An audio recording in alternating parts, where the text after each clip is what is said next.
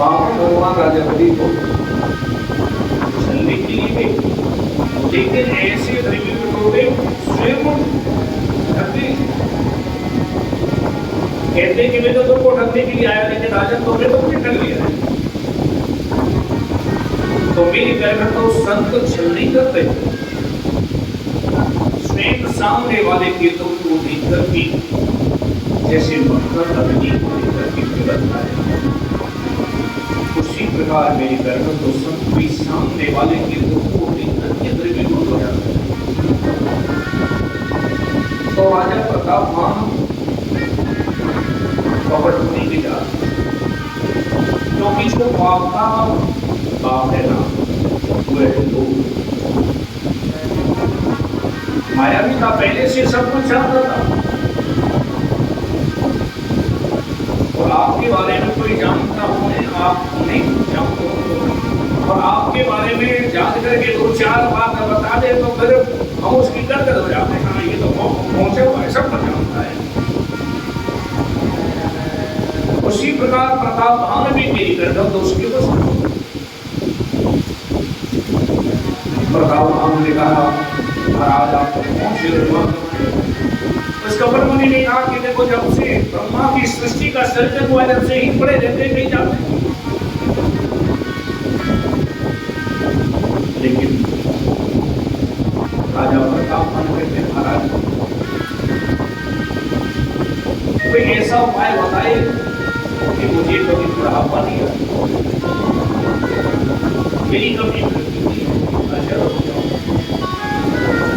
कपट मुनि ने कहा कि इसके लिए तो ब्राह्मणों को वश में करना पड़ेगा। ब्राह्मण वशवर्ती होगी, तुम्हारे वश में होगी तो इसके लिए महाराज क्या करना पड़ेगा कि ब्राह्मणों को संतुष्ट करो।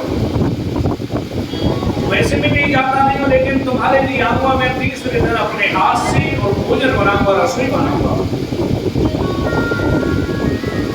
राजा प्रताप भान ने मेरी घर पर दो ब्राह्मणों कौन जाता है और गौ संघ क्या देगी मांस के द्वारा परोस दिया गया, पत्थरों में परोस दिया गया भोजन करने के लिए। जैसे बैठे आकाशवाणी वही रसोई मुसुर मसू ब्राह्मणों की भोजन तुम्हारे खाने जाए, इसको त्याग करके चले जाओ। ब्राह्मण ने श्राप कि जाओ तुम राक्षसों में,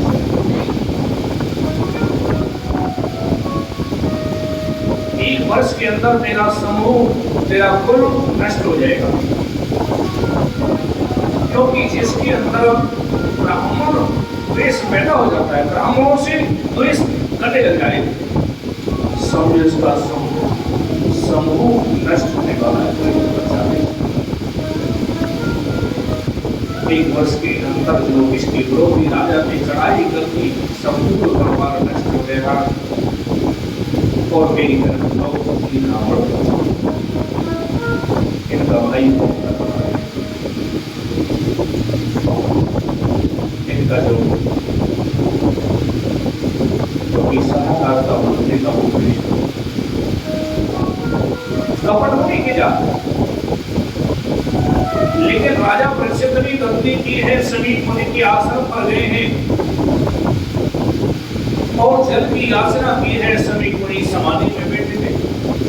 शरीर की सुध नहीं है, देवदास की निवृत्ति हो चुकी, एक मृत सर्व काल करके गधे में आवे कोई ढोंगी महात्मा मुझे देख करके नेत्र बंद कर दे, इसलिए सतर्कता बरतनी चाहिए कि हमारे द्वारा किसी अच्छे संत का अपमान नहीं हो जाए, तिरस्कार नहीं हो जाए,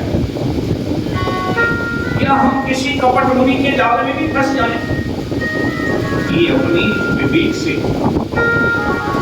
काम है, लेकिन असली और नकली में ये अंतर है। असली का अपमान भी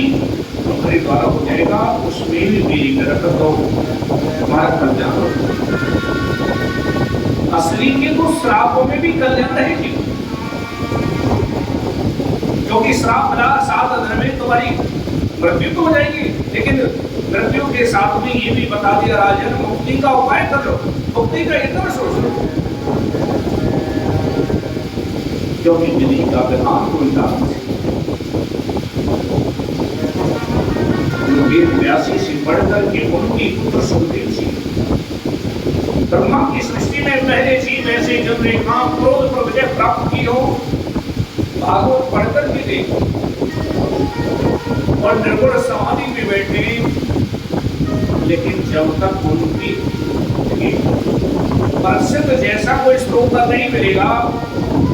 तब तक वो कथा को आगे खींच रहेंगे। शायद इसी कारण उनको श्राप लगा, और जब श्राप लग गया तो राजा परीक्षित सब कुछ त्याग करके छोड़ करके पहुंच गए, क्योंकि जब तक सब कुछ ठीक चलता है ना तब तक मेरा नहीं होता। मेरा तो भी यही होता है, कोई बात खटक जाए, कोई बात लग जाए और श्राप लगा 7 दिन में मृत्यु हो जाए, तो मृत्यु के भैसे तो मनुष्य 10 दशा में वैसे भी होता है, यहाँ पर कोई इलाज बता देता, उपचार हो देता कोई था। अब राजा परीक्षित ने राजपाट सब छोड़ दिया कि जब मरना ही है तो फिर संग्रह क्या करना, पहुंच गए गंगा जी के किनारे। तो